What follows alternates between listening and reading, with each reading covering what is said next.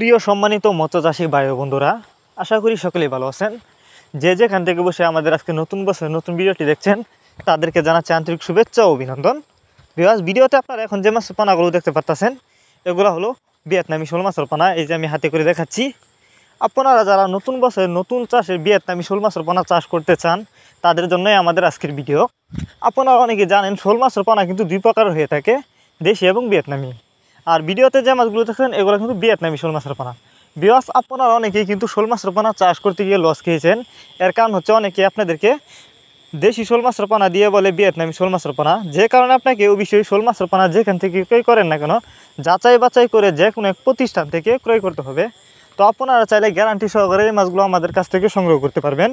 এই মাছগুলো আমাদের কাছ থেকে সংগ্রহ করবার জন্য আমাদের সাথে যোগাযোগ করেই কিন্তু মাছগুলো সংগ্রহ করতে পারবেন। আমরা সকল প্রকার মাছের চারা ও রেণুপানা যত্ন সহকারে সারা বাংলাদেশে হোম ডেলিভারি করে থাকি।